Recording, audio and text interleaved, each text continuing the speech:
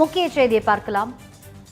மணிக்கு 11,000 கிலோமீட்டர் வேகத்தில் பயணிக்கும் வல்லமை கொண்ட ஹைப்பர்சானிக் ஏவுகணையை DRDO பரிசோதிக்க உள்ளதாக தகவல். அண்மை செய்தி.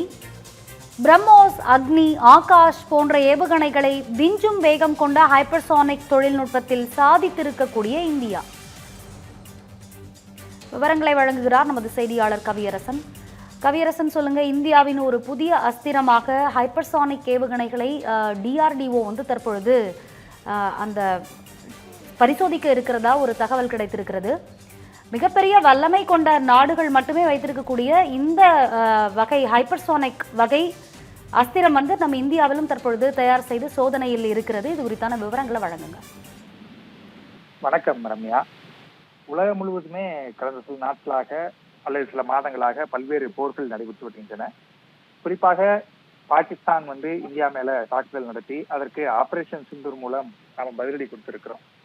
இந்த மாதிரியான சூழ்நிலையை கருத்துல கொண்டு இந்தியா தங்களுடைய மிலிட்டரி டெக்னாலஜியை மேம்படுத்தக்கூடிய பணிகள்ல ஈடுபட்டிருக்கிறாங்க. ஏற்கனவே அதுக்கான வேலைகள் நடைபெற்று வந்தாலும் தற்போது அவை விரைவுபடுத்தப்பட்டிருக்கின்றன. அதோட ஒரு வெளிப்பாடுதான் இந்த புதிய ஹைப்பர்சோனிக் ஏவுகணை. ஏற்கனவே நம்ம கிட்ட பிரம்மோஸ், அக்னி 5, ஆகாஷ் இந்த மாதிரியான ஏவுகணைகள்லாம் இருக்கிறது. ஆபரேஷன் சிந்தூர்ல கூட ஆகாஷ் பெரிய அளவுக்கு பயன்படுத்தப்பட்டது. தற்போது இதையெல்லாம் தாண்டி அதிக பலம் வாய்ந்த புதிய ஹைப்பர்சோனிக் ஏவுகணைய DRDO தயாரிச்சிருக்கிறாங்க. இது முழுக்க முழுக்க மொத்தமாக உள்நாட்டு தயாரிப்பு. இதில் பயன்படுத்தி இருக்கக்கூடிய அனைத்து பொருட்களும் உள்நாட்டிலேயே தயாரிக்கப்பட்டவை. 100 விழுக்காடு உள்நாட்டு தயாரிப்பு தான் இந்த புதிய ஹைப்பர்சோனிக் ஏவுகணை. இதனுடைய சிறப்பம்சம் அப்படின்னு பார்த்தோம்னா, பிரம்மோஸை விட 3 மடங்கு அதிகமாக வேகத்துல பயணிக்கக்கூடியது. பிரம்மோஸோட ஸ்பீடு ஒரு மணிக்கு 3675. ஆனா இந்த ஹைப்பர்சோனிக்கோட வேகம் மணிக்கு 11,000 கிலோமீட்டர்.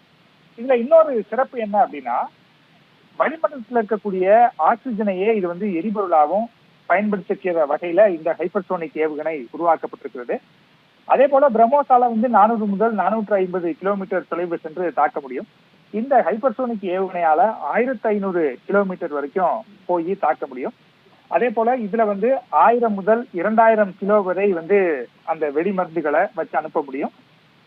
இதை அணுசக்தி கொண்டு போய் தாக்குற ஏவுகணையாகவும் பயன்படுத்த முடியும். சாதாரணமாக தாக்குதல் நடத்துவதற்கும் இதை பயன்படுத்த முடியும்.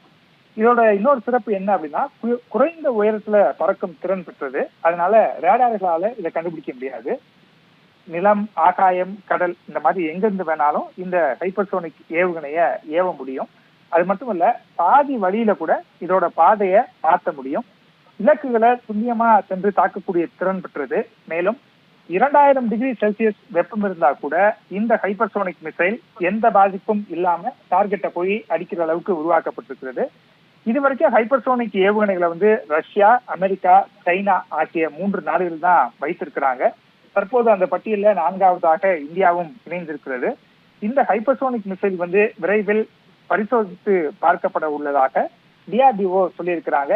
நிச்சயமாக இந்தியாவுடைய ராணுவ வரலாற்றுல ஒரு புதிய மைல்கல்லாக இந்த ஹைப்பர்சோனிக் மிசைல் இடம்பெறும் அப்படிங்கிறதுல எந்த சந்தேகமும் இல்லை. இது இந்தியாவோட புதிய அஸ்திரமாக விரைவில் மாறும் அப்படின்னு எதிர்பார்க்கப்படுகிறது.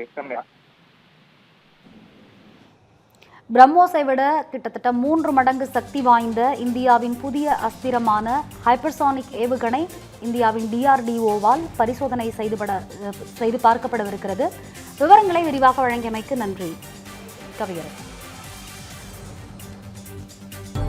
காக்க காக்க தர்மம் காக்க மதுரையில் கந்த சஷ்டி கவசம் பாடும் 5 லட்சம் முருக பக்தர்கள். மாபெரும் ஆன்மீக சாதனைக்கு நம்மால் முடிந்த பங்களிப்பை நல்குவோம், புண்ணியம் பெறுவோம்.